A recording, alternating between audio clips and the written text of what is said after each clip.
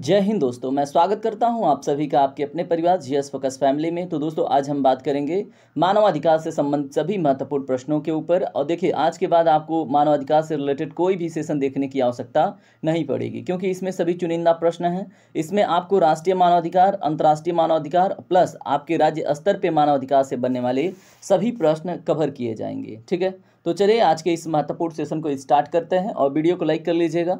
अगर आप नए हैं तो सब्सक्राइब करके जरूर जुड़िएगा। चलिए, पहला प्रश्न देखिए क्या है। भारत में मानवाधिकार आयोग की स्थापना कब हुई? बहुत ही इंपॉर्टेंट क्वेश्चन आपसे बनेगा। तो दोस्तों, ऑप्शन नंबर बी करेक्ट है। ठीक है, अब यहाँ पे आपसे अगर डेट पूछा जाए तो 12 अक्टूबर। ठीक है, 12 अक्टूबर 1993 को हुई थी, याद रखिएगा। अगला प्रश्न देखिए क्या है। राष्ट्रीय मानवाधिकार का कार्यालय कहाँ पर है? तो दोस्तों, इसमें right answer option number A नई दिल्ली में, याद रखिएगा। प्रश्न नंबर 3 देखिए क्या है। राष्ट्रीय मानवाधिकार में कितने सदस्य होते हैं? तो दोस्तों, अगर एनएचआरसी की बात करें, नेशनल ह्यूमन राइट कमीशन की बात करें, तो इसमें कितने सदस्य होते हैं? तो 6 सदस्य होते हैं, जिसमें एक अध्यक्ष होता है, 5 अदर मेंबर होते हैं। ठीक है, याद रखिएगा। चलिए बात करते हैं अन्य प्रश्नों पे।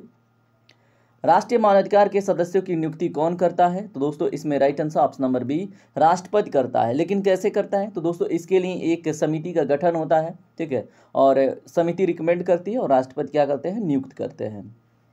चलिए प्रश्न नंबर 5 देखते हैं। राज्य मानवाधिकार आयोग में कुल कितने सदस्य होते हैं? तो दोस्तों, इसमें केवल 3 सदस्य होते हैं। ऑप्शन नंबर सी करेक्ट है। एक अध्यक्ष होता है और 2 अन्य सदस्य होते हैं। प्रश्न नंबर 6 देखिए क्या है। भारत में राष्ट्रीय महिला आयोग की स्थापना कब की गई? मोस्ट इंपॉर्टेंट क्वेश्चन आपसे बनेगा। तो इसमें ऑप्शन नंबर सी करेक्ट है, 1992 में। ठीक है, और अगर आपसे डेट पूछा जाए तो 31 जनवरी। ठीक है, चलिए बात करते हैं अन्य प्रश्नों पे। राष्ट्रीय मानवाधिकार का अध्यक्ष कौन होता है? तो दोस्तों बताइए। इसमें देखिए, अगर राष्ट्रीय स्तर की बात हो रही है तो भारत के सेवानिवृत्त मुख्य न्यायाधीश या तो अन्य न्यायाधीश। ठीक है, केवल अगर बात होती है राष्ट्रीय मानवाधिकार की। ठीक है, तो याद रखेंगे आप। भारत के प्रथम मानवाधिकार अध्यक्ष कौन थे? तो दोस्तों, प्रश्न नंबर 8 का राइट आंसर है ऑप्शन नंबर सी न्यायमूर्ति श्री रंगनाथ मिश्रा जी। ठीक है, प्रश्न नंबर 9 देखिए क्या है। राज्य मानवाधिकार आयोग के सदस्यों और अध्यक्ष की नियुक्ति किसके द्वारा की जाती है? तो दोस्तों, प्रश्न नंबर 9 का right answer option number B राज्यपाल के द्वारा। भारतीय संविधान का निम्नलिखित में से कौन सा अनुच्छेद बच्चों को खतरनाक काम करने से रोकता है? तो दोस्तों, ऑप्शन नंबर ए करेक्ट है, अनुच्छेद 24, क्योंकि ये मानवाधिकार की रक्षा करता है। भारत में शिक्षा का अधिकार किस अनुच्छेद के अंतर्गत इसमें गारंटीकृत है? तो दोस्तों देखिए, अनुच्छेद 21A के अंतर्गत 86वें संविधान संशोधन 2002 में। ठीक है, तो आप बताइएगा क्या किया गया था। चलिए बात करते हैं। निम्नलिखित में से कौन सा वर्ष अंतर्राष्ट्रीय बाल वर्ष के रूप में मनाया जाता है? तो दोस्तों, ऑप्शन नंबर सी करेक्ट है, 1979। किसके द्वारा मनाया जाता है? यूनेस्को के द्वारा। किसके द्वारा दोस्तों? यूनेस्को के द्वारा। चलिए बात करते हैं अन्य प्रश्नों पे। मानवाधिकार और अमानवीय गलतियां पुस्तक के लेखक कौन हैं? तो मानवाधिकार और अमानवीय गलतियां पुस्तक के लेखक कौन हैं? जल्दी बताएं। आर कृष्णा अय्यर हैं। ऑप्शन नंबर ए इसमें करेक्ट होगा। राष्ट्रीय मानवाधिकार आयोग अधिनियम में किस वर्ष परिवर्तन किए गए हैं? तो दोस्तों बताइए। प्रश्न नंबर 14 का right answer option number D 2006 में। आगे देखिए, राष्ट्रीय मानवाधिकार आयोग एक है, कैसा किस प्रकार का निकाय है? दोस्तों, ऐसा प्रश्न आपसे बने तो ये क्या है? वैधानिक निकाय भी है और बहुपक्षीय संस्था भी है। तो ऑप्शन नंबर डी इसमें करेक्ट होगा।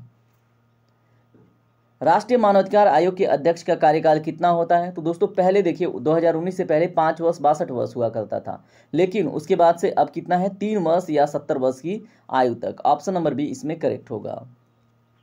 राष्ट्रीय मानवाधिकार आयोग के अध्यक्ष की नियुक्ति के लिए गठित समिति में निम्नलिखित में से कौन शामिल नहीं होता है? तो बताइए, इसमें कौन शामिल नहीं होता है? तो दोस्तों, राज्यसभा का अध्यक्ष शामिल नहीं होता है, याद रखेंगे। बाकी प्रधानमंत्री, लोकसभा अध्यक्ष, विपक्ष के नेता सब सम्मिलित होते हैं।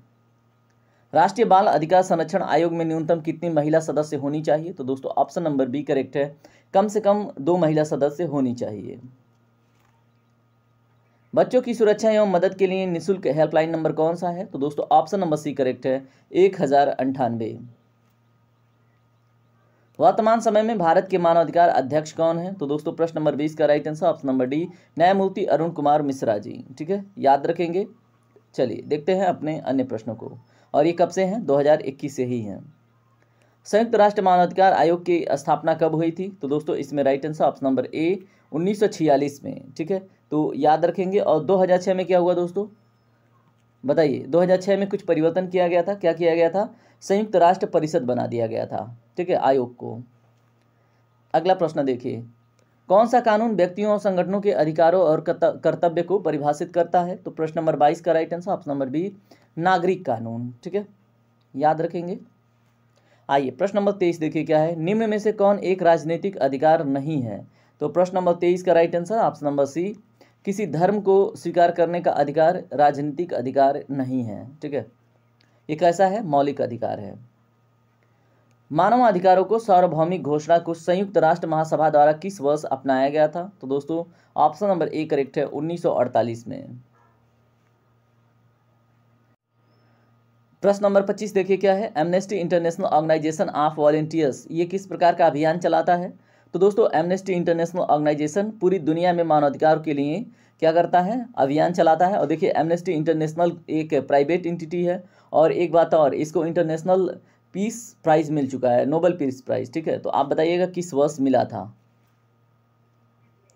उत्तर प्रदेश राज्य मानवाधिकार आयोग का गठन कब किया गया? तो दोस्तों ऑप्शन नंबर सी करेक्ट है, 7 अक्टूबर 2002 को। और इसका राजधानी पूछे, इसका मुख्यालय पूछे तो लखनऊ, अपने उत्तर प्रदेश की राजधानी में। उत्तर प्रदेश देख लीजिए यहाँ पे आ गया। ठीक है, ऑप्शन नंबर सी करेक्ट होगा। याद रखेंगे कि उत्तर प्रदेश राज्य मानवाधिकार का मुख्यालय कहाँ पे है? लखनऊ में। वर्तमान में राष्ट्रीय महिला आयोग की अध्यक्ष कौन है? तो दोस्तों प्रश्न नंबर 28 का right answer option number C Shrimati Rekha Sharma ji. नीचे कौन सा एक गैर संवैधानिक निकाय है? तो प्रश्न नंबर 29 का right answer option number C राष्ट्रीय मानवाधिकार आयोग जो है एक क्या है? गैर संवैधानिक निकाय है। अंतर्राष्ट्रीय मानवाधिकार का मुख्यालय कहाँ पर है? तो दोस्तों प्रश्न नंबर 30 का right answer option number C Geneva में। याद रखेंगे, मोस्ट इंपॉर्टेंट क्वेश्चन आपसे बनेगा। अंतर्राष्ट्रीय मानवाधिकार दिवस कब मनाया जाता है? तो दोस्तों इसमें right answer option number B 10 दिसंबर को। एमनेस्टी इंटरनेशनल का मुख्यालय कहाँ पे है? तो दोस्तों इसमें right answer option number C London में। ठीक है, याद रखेंगे। इसकी स्थापना कब हुई? तो ऐसा अगर प्रश्न बने तो 1961 में हुई थी इसकी स्थापना। संविधान के किस भाग को भारतीय संविधान का मैग्ना कार्टा कहा जाता है? तो दोस्तों भाग 3 को। क्या है भाग 3 में? फंडामेंटल राइट्स, यानी कि मौलिक अधिकार है। राज्य मानवाधिकार आयोग के अध्यक्ष और सदस्यों की नियुक्ति के लिए नाम की सिफारिश करने वाली समिति में कौन शामिल नहीं होता है? तो दोस्तों प्रश्न नंबर 34 का जो राइट आंसर है क्या होगा? देखिए राज्यपाल, राष्ट्रपति प्लस एक और व्यक्ति होते हैं, जो समिति की बात हो रही है। ठीक है, तो और जो राज्यसभा के अध्यक्ष होते हैं ये सम्मिलित नहीं होते हैं, याद रखेंगे। आइए बात करते हैं प्रश्न नंबर 35 पे। राज्य मानवाधिकार आयोग का अध्यक्ष कौन बन सकता है? तो दोस्तों देखिए जो हाई कोर्ट का, ठीक है, हाई कोर्ट किसी भी राज्य का हो, उसमें जो चीफ जस्टिस होते हैं या तो जो अन्य जस्टिस होते हैं, ठीक है, वो बन सकते हैं। संयुक्त राष्ट्र संघ में मानवाधिकार परिषद की स्थापना कब हुई थी? तो दोस्तों प्रश्न नंबर 36 का राइट आंसर है 15 मार्च 2006। इसके ऊपर हमने शुरू में ही बात कर लिया था। तो इस तरह से आज का सेशन कंप्लीट होता है, और उम्मीद करूंगा यह सेशन काफ़ी कम समय में आपने बहुत अच्छे से एंजॉय किया है। अगर आपको वीडियो पसंद आए तो आप वीडियो को लाइक कीजिएगा। देखिए यहाँ पे इस चैनल पे आपको सारी ऑथेंटिक जानकारी मिलती हैं, तो आप जल्दी जुड़िएगा हमसे। ठीक है, चलिए ख्याल रखिए। जय हिंद, जय भारत।